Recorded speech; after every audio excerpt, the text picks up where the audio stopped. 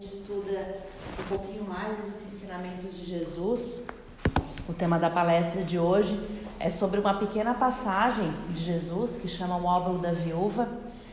E acima de tudo, o quanto a gente aprende todas as vezes que a gente lê e relê essas mensagens que ele nos trouxe há tanto tempo atrás, mas que se fazem tão presentes nos dias de hoje, por tudo que a gente vive, né? Por diversas situações. Então, eu vou ficar aqui para não perder um pouquinho a minha ordem, mas a intenção então é falar sobre essa passagem. Eu vou pedir a permissão para ler ela, para não perder nenhuma fala. Essa passagem ela vem descrita em várias obras, mas especificamente aqui no Evangelho, a gente consegue ler lá no capítulo 13, que é o capítulo que fala: não sabe a vossa mão esquerda o que dê a vossa mão direita. E a passagem do óbolo da viúva diz assim: estando Jesus sentado defronte do gasofilácio, eu estou naquela idade que a gente tira o óculos e põe o óculos o tempo inteiro, então eu vou pedir desculpa, mas vamos lá. Estando Jesus sentado defronte do gasofilácio, a observar de que modo o povo lançava ali o dinheiro, viu que muitas pessoas ricas o deitavam em abundância. Nisso veio também uma pobre viúva, que apenas deitou 2 pequenas moedas do valor de 10 centavos cada uma. Chamando então seus discípulos, disse-lhes: em verdade vos digo que essa pobre viúva deu muito mais do que todos os que antes puseram suas dádivas no gasofilácio, pois que todos os outros deram do que lhes abunda, ao passo que ela deu do que lhe faz falta, deu mesmo tudo o que tinha para o seu sustento. E essa passagem está lá em Marcos e em Lucas. Acho que é interessante sempre a gente entender o contexto da passagem, para a gente conseguir entender o que ela significa exatamente. Então, imaginar a cena, né? Então, Jesus estava nesse local, que era o gasofilácio, que era o local onde se recebiam os donativos, né? Naquela época isso se fazia muito, as pessoas iam lá e doavam o valor, né? O dinheiro, para que fosse utilizado pela igreja, enfim, né? Tinha lá todos os motivos para que isso acontecesse. Então, observem que Jesus, parado, começou a observar as pessoas que iam até esse local fazer essa doação. E quando ele fala sobre óbolo, o que seria esse óbolo, né? O que essa palavra quer dizer? Tem vários locais que a gente pode encontrar qual é o significado de óbolo. Então, tem um registro que vem até antes de Cristo, que diz que óbolo indica uma quantidade de valor dado por esse óbolo. Então, se dizia assim, por exemplo, 3 óbolos eram o salário dos juízes de Atenas. Então, óbolo era como se fosse uma unidade de medida de valores, né? Então, 3 óbolos, como R$3, 3 centavos, né? Então, esse óbolo é o que indica nesse momento. Óbolo também era uma unidade de massa lá na Grécia Antiga, e é bem interessante porque ao medir o ouro, a prata, o que se fazia? Tinha que se ter algo que comparasse, né? Então, um óbolo significa mais ou menos meia grama. E aí, quando vinha o ouro ou a prata, se fazia a medida, né? Ó, aqui eu tenho meio grama, isso aqui corresponde a mais ou menos meio grama. E nesse momento o óbolo foi tendo... foi criando, né, tendo o seu espaço e acabou sendo realmente uma unidade monetária, né? Então, de menor valor, não tinha tanto valor quanto o ouro quanto a prata, mas era dinheiro, né? Então, quando se fala em óbolo da viúva, o que se quer dizer aqui é o valor, o quanto de dinheiro ela deposita nesse local que é o gasofilácio. Então, Jesus, observando isso, chama a atenção dos apóstolos, indicando aquilo que a viúva deixa nesse local. E o que ele chama a atenção? De que muitos ricos iam até lá e depositavam aquilo que era supérfluo. Então, para aquele que tem muito, era muito fácil colocar aquele dinheiro lá e estava tudo certo.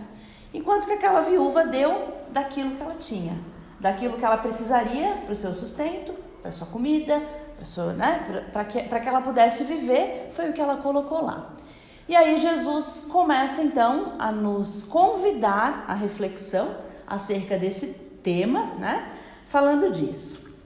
O que a gente pode pensar quando ele traz isso, né? Então, Uma das frases que eu acho que chama atenção é quando ele diz, né? Em verdade vos digo que essa pobre viúva deu muito mais do que todos os que antes puseram. Então ele faz essa indicação. Pois que todos deram o que lhes abunda, ao passo que ela deu o que fazia falta para ela, né? Lá no livro Rumos Libertadores, que é da Joana de Ângeles, psicografado pelo Divaldo, ela tem um capítulo que fala sobre dar e dar-se. E é interessante a gente começar a fazer uma reflexão nesse sentido, porque naquele momento em que a viúva deixa esse óbolo, deixa esse valor, a gente está falando sobre doação, né? A gente está falando sobre isso.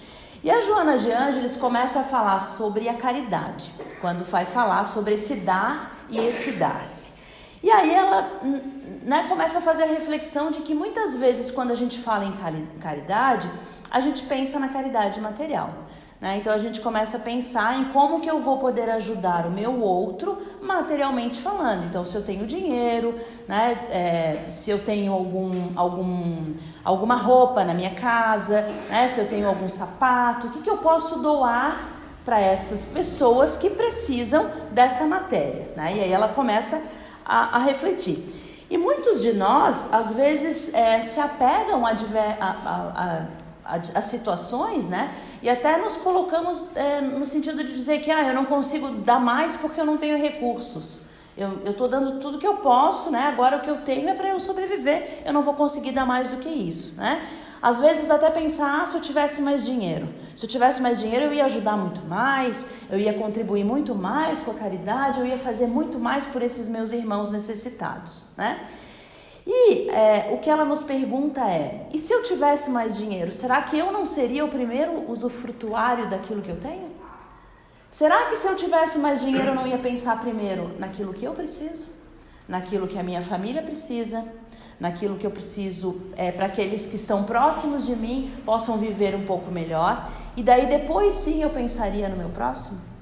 Será que se eu tivesse à minha disposição mais dinheiro, eu teria condições de refletir nesse sentido? E é por aí que a Joana começa a falar, né? E aí, claro, ela traz a importância da caridade, que não é a caridade material, né?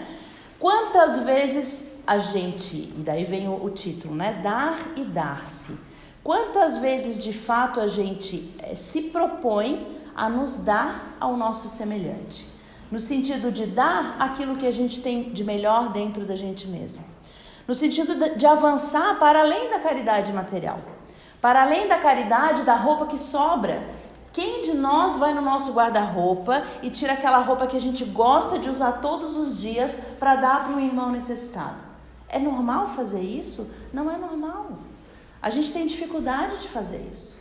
Por mais que a gente se esforce muitas vezes, a gente vai doar o quê? Aquilo que a gente já não usa tanto, às vezes roupas novas, sim, às vezes coisas que a gente não usou muito, mas a gente doa o supérfluo muitas vezes. É muito mais fácil pra gente quando a gente doa aquilo que nos sobra, aquilo que não faz tanta diferença na nossa vida e no nosso dia a dia.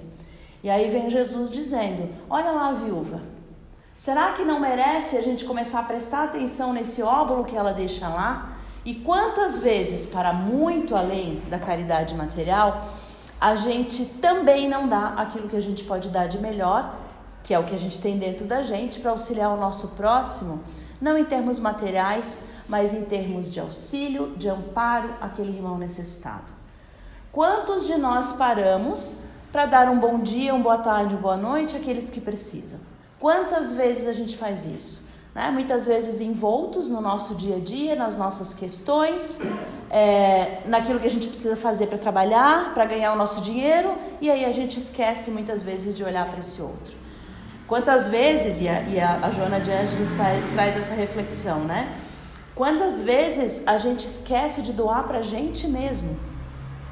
Porque quando a gente se propõe a olhar para dentro de nós mesmos, a gente precisa reservar um tempo do nosso dia, da nossa vida, para cuidar da gente mesmo. E muitas vezes a gente esquece disso. A gente fica vivendo, né? O nosso dia a dia. Hoje eu acordei às 5h30 da manhã, ainda falei para Fábio, acordei às 5h30 da manhã, o dia inteiro trabalhando, venho para cá e às vezes a gente esquece de olhar para a gente. Eu não olhei para o espelho hoje e perguntei como é que eu estava, se está tudo bem. Quem faz isso todo dia? Quando que a gente consegue fazer isso? E por que da importância disso, né? Por que a Joana traz isso? Porque quanto mais a gente consegue se perceber como espíritos em evolução, espíritos necessitados, que vão crescer a partir dessas trocas, nós vamos crescer a partir dessa troca com o outro. Quando a gente não se percebe nesse sentido, a gente tem dificuldades de evoluir, a gente tem dificuldades de perceber, a gente tem dificuldades de entender que não é só a caridade material nesse momento, né? Que a gente vai para muito além disso. Bom, quando a gente entra, né, nessas questões gerais que o texto vai falar, porque o Evangelho vai trazer as discussões aqui, né? E aí tem uma parte que eu acho que ele trata aqui, que é interessante, que tem relação com alguns questionamentos, assim, né? Qual é o valor desse dinheiro que a gente tem na Terra, né? Ter dinheiro é ruim, afinal de contas? Por que Deus permite que exista esse dinheiro, que exista, né? De fato, que a gente trabalhe, que a gente ganhe? Será que é só para nos tentar? Será que é só para ver se a gente está sabendo como lidar com isso, né? Será que é só para a gente vivenciar essas coisas e ver como é que a gente se percebe? Aí eu vou buscar lá no capítulo 16 um item que chama Desigualdades das Riquezas. O capítulo fala sobre não se pode servir a Deus e a Mamon. E na primeira frase ele diz assim, ó: a desigualdade das riquezas é um dos problemas que inutilmente se procurará resolver, desde que se considere apenas a vida atual. Ou seja, não vou conseguir resolver isso se eu considerar somente a vida atual, né? Então a gente acredita, como espíritas, né, como a nossa doutrina nos traz essa noção de que essa é uma de tantas vidas que a gente teve. Então eu preciso entender isso quando eu vou começar a falar sobre essas riquezas, sobre esse valor desse dinheiro. Aí, a primeira questão que se apresenta é essa: por que não são igualmente ricos todos os homens? Seria talvez mais fácil, né? E a resposta é: não o são por uma razão muito simples. Por não serem igualmente inteligentes, ativos e laboriosos para adquirir, nem sóbrios e... É o meu óculos, ó. Nem sóbrios e previdentes para conservar. Ou seja, por que existe a desigualdade então, né? Será que não seria mais fácil se essa riqueza fosse distribuída igualmente a todos nós e todos com, né, a mesma condição em termos financeiros, vivêssemos em harmonia e em equilíbrio? O que os espíritos nos falam a respeito disso? De que talvez, se assim fosse, e talvez se a gente considerasse só esse momento atual, a gente não teria a oportunidade de exercitar algumas das leis morais que são extremamente importantes para a nossa evolução. Como, por exemplo, a lei do trabalho, a lei do progresso, a lei de sociedade, né? Então, à medida em que ele diz, né, e ele afirma ali de que por que não é igualmente distribuído? Porque alguns de nós ainda não teríamos condições, por conta da nossa evolução, da nossa condição evolutiva, de gerenciar nem aquele pouco que a gente tem. A gente não iria valorizar, a gente não iria conseguir nem viver com aquilo, né? E à medida em que as coisas fossem acontecendo, a desigualdade ia acabar aparecendo de todo modo, né? Então, muitas vezes a gente pensa que talvez a solução fosse dividir tudo igualmente para todo mundo em termos de riquezas, né? E o Evangelho nos diz que não é, o caminho não é esse. A gente precisa valorizar o nosso trabalho, a gente precisa entender que o progresso de cada um de nós, como espíritos que aqui estamos, passa por esse momento de trabalho. E a gente vive num país, por exemplo, que tem um resgate histórico em termos de trabalho. Esses tempos eu fiz uma conversa sobre aquele livro Brasil, Coração do Mundo, Pátria do Evangelho. E tem um capítulo desse livro, a Fábio falou um tempinho sobre ele também, né, Fábio? Tem um capítulo desse livro que fala sobre, de certa forma, um karma que o nosso país tem, né? Algo importante que a gente tem que lidar, que tem relação com a escravidão, né, que foi vivida fortemente no nosso país e que trouxe resquícios, consequências importantes que estão relacionadas a essa lei de trabalho que muitas vezes a gente não consegue compreender nos dias de hoje. Né? Então, assim, quem trabalha mais, quem trabalha menos, o quanto ganha por esse ou por aquele trabalho, tem uma série de coisas que a gente já viveu como espíritos encarnados em momentos anteriores também nesse país, e que agora a gente precisa resgatar e que é extremamente importante de a gente considerar quando a gente lida com isso, que são as perguntas que eu fiz ainda há pouco, será que é necessário esse dinheiro? Será que é necessária essa divisão de riquezas? Por que que isso acontece? Não seria mais fácil se não tivesse? Aí o caminho da reflexão ele não vai por aí. De novo, Jesus traz pra gente e fala, né?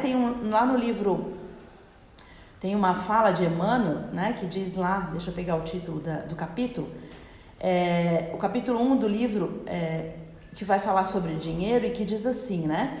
Que o dinheiro não compra o céu, Emmanuel falando pra gente, né? O dinheiro não compra o céu, mas pode gerar a simpatia na terra quando utilizado nas tarefas do bem. Então, o tempo inteiro, quando ele fala sobre o dinheiro, sobre as riquezas, e agora eu estou falando do dinheiro, das riquezas materiais, né?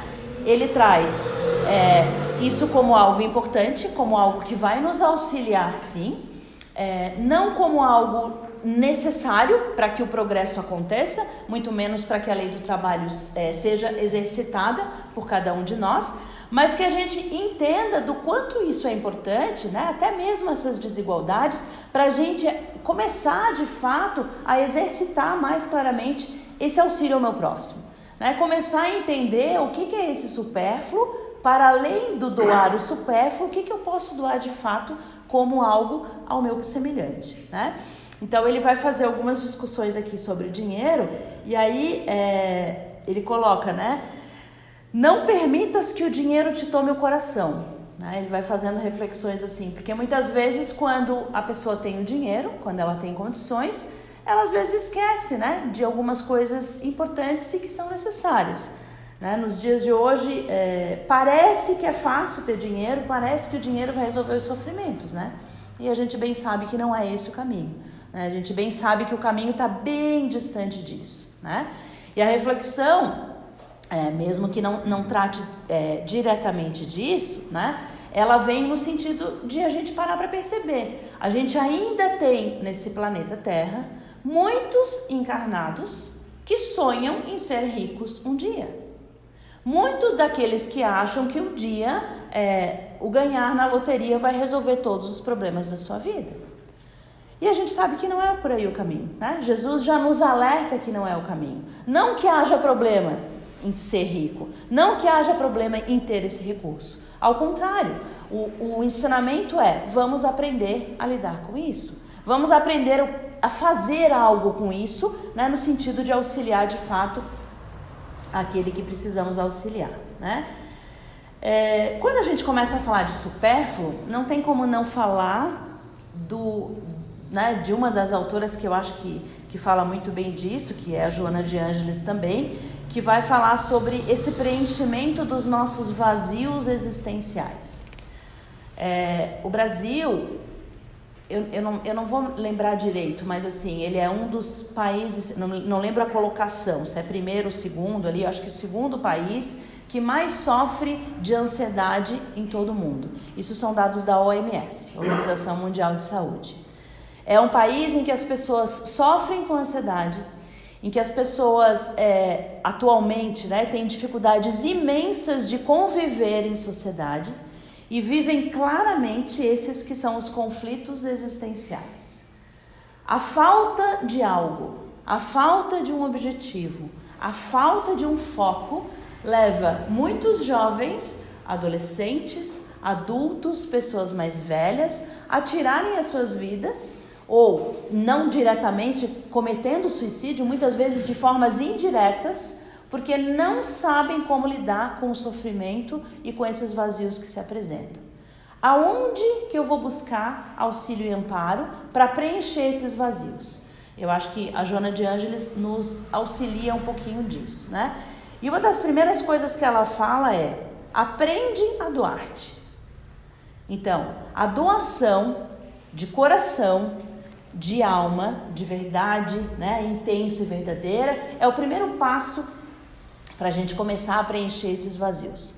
Porque a gente sabe que sempre vai ter alguém que vai estar sofrendo mais do que a gente. Vocês já perceberam isso? Quando a gente não está bem, quando a gente está triste, por mais intenso que seja esse sofrimento, se eu ficar sozinho no meu canto, só olhando para mim, eu não vou perceber isso. Mas se eu olhar no meu entorno, se eu olhar à minha volta, eu vou perceber que sim, eu tenho pessoas, às vezes muito mais próximas do que eu imagino, que sofrem dramas muito mais intensos do que os meus. Então, se eu não aprender a olhar para o outro, se eu não aprender a preencher esse vazio a partir dessa interação com aquele outro que precisa, né, do meu bom dia, do meu sorriso, do meu amparo, eu não vou conseguir preencher isso. E eu vou caindo nesse abismo cada vez maior, que muitas vezes parece não ter fim, né? Que fica difícil, que fica complicado. Estar numa casa espírita, por exemplo, de certa forma é um pedido, né? É um momento, não diria um pedido de socorro, muitas vezes né? Quando a gente trabalha, vê os tratamentos e os atendimentos, mas para muito além disso. Não é um local em que a gente vem aqui e sente essa espiritualidade de uma forma mais intensa, em que talvez por alguns minutos a gente consiga parar e olhar para dentro da gente mesmo e pensar, que bom que eu estou aqui. Que bom que eu me presenteei com esse pequeno momento, que seja de 30, 40 minutos, para eu conseguir olhar para dentro de mim mesmo, escutar o meu coração, escutar a minha respiração e me permitir receber esse auxílio da espiritualidade. Porque sim, a espiritualidade sempre se faz presente nas nossas vidas, sempre. Então, à medida em que a gente vai conhecendo, né, e percebendo ali os ensinamentos de Jesus com essa passagem, né, a gente vai entendendo o que essa simbologia do óbolo nos traz, né, o que Jesus de fato espera de cada um de nós. E para além daquilo que Jesus espera de cada um de nós, o que eu espero de mim mesmo? O que eu pretendo fazer desse meu momento encarnatório, né? O que eu pretendo modificar daquilo que eu já sei que eu preciso modificar e que eu ainda não consigo, né? Então, porque o que é supérfluo é fácil, né? Aquilo que eu tenho em abundância é fácil aquele que dá abraço sem problema, dá abraço em todo mundo porque é tranquilo. É fácil aquele que é mais simpático, que tem uma característica assim, ser mais simpático, sorrir, é tranquilo. Mas o que eu faço que eu tenho mais dificuldade, que eu preciso exercitar dentro de mim mesmo e que a partir dessa interação do outro eu vou melhorar, eu vou buscar, né, atingir aqueles objetivos a que eu me propus. Será que eu sei isso? Será que eu consigo identificar? Ou será que eu ainda estou vivendo o meu dia a dia sem perceber essas pequenas coisas? Porque às vezes são pequenas, são sutilezas, são pontos, né, que passam despercebidos e a gente se deixa levar, né? E aí se deixa levar muitas vezes trazendo à tona aqueles sentimentos que a gente critica no outro, que a gente não quer ver dentro, né? Eu não quero que a pessoa que está ali comigo se comporte dessa forma, mas quando eu vejo eu me comporto exatamente daquela forma. Então a gente não consegue perceber na gente mesmo aquilo que acontece no nosso íntimo, aquilo que a gente precisa melhorar, mas a gente é o primeiro a apontar no outro aquilo que o outro está incomodando. Então a gente faz esses exercícios, né, de vai e volta, e a gente não se percebe da importância desses ensinamentos, dessas indicações de Jesus, no sentido de nos mostrar qual é o seu supérfluo. É isso que você está dando? Onde está a sua essência? É isso que você precisa procurar. É essa essência que eu preciso doar ao outro. É essa essência que eu preciso se fazer conectar com o outro, porque é aí que eu vou aprender. É quando eu fizer esse movimento que eu vou entender de fato o que é amar o meu próximo. Para muito além de amar o inimigo, porque isso a gente tem dificuldade de fazer mesmo, né? Amar o inimigo é algo que é muito complicado. E o que é esse amar o inimigo? Eu não vou conseguir abraçar, eu não vou conseguir beijar. Às vezes eu não consigo nem conversar com algumas pessoas. Mas à medida em que eu me dou conta de que isso me incomoda, de que isso não me faz bem, eu posso começar a fazer pequenos exercícios de doar aquilo que eu tenho que não é supérfluo em prol daquele que precisa de auxílio. E o que a gente fala nesse sentido, né? O que a espiritualidade tem nos trazido nos últimos momentos em várias situações, nas mensagens, nas obras, né, de tudo aquilo que a gente tem visto, do quanto é importante que a gente se conecte em oração e em prece. O quanto faz a diferença quando a gente consegue se conectar com essa espiritualidade maior e também conosco mesmos, né? Quando a gente consegue se colocar numa corrente de oração, pedindo auxílio e amparo àqueles que precisam. Então, se eu não vou dar o meu supérfluo, eu vou buscar o meu óbolo. Onde está o meu óbolo? Qual é o meu óbolo? E essa é a pergunta. E aí Jesus pergunta, qual é o óbolo do rico? Qual é o óbolo do pobre? Para muito além, qual é o óbolo de cada um de nós?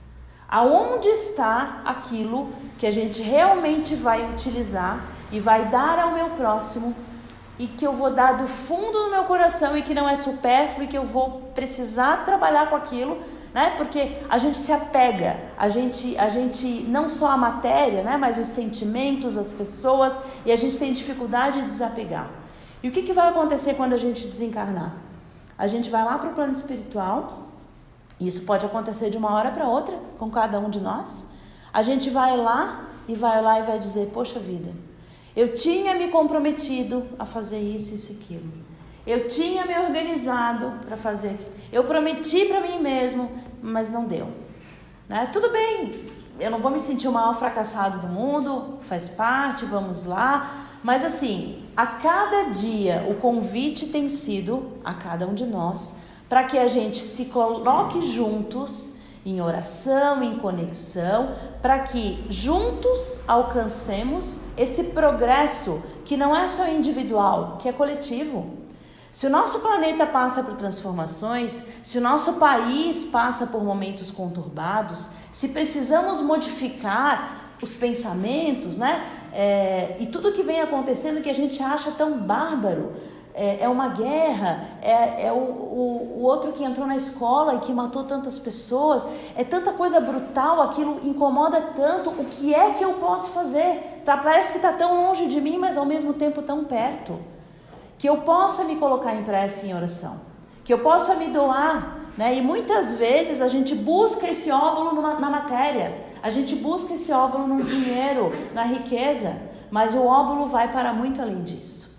Vai para a minha vontade de fazer diferente, a minha vontade de doar de verdade, né? A minha vontade de buscar e de, muitas vezes, dedicar aquele tempo que é escasso para muitos de nós, né? Aquele tempo necessário para eu olhar para mim mesmo e assim conseguir olhar para o meu próximo. Então, o convite de Jesus, ao falar, né, do óbolo da viúva, além de várias coisas, claro, que a gente poderia falar, é nesse sentido, né, de que a gente procure o nosso óbolo. E aí deixa eu pegar aqui uma frase no final, que eu acho que é interessante, que o Emmanuel nos traz. E ele diz assim, ó, de que muitas vezes a gente tem muita facilidade de olhar para o outro, né, a dificuldade de olhar para a gente mesmo. E muitas vezes a gente acaba se cobrando demais nesse processo, né? Então, eu não dei conta disso, aí a gente fica chateado. Aí no outro dia a gente não dá conta de novo, a gente fica chateado, porque a gente já percebe muitas coisas, né? E aí o que o Emmanuel nos traz, eu vou falar com as minhas palavras, claro, né? É que tudo aquilo que a gente começa a observar e que a gente pode modificar, mesmo que seja em pensamento, já é o suficiente para mostrar uma mudança concreta daquilo que a gente precisa fazer.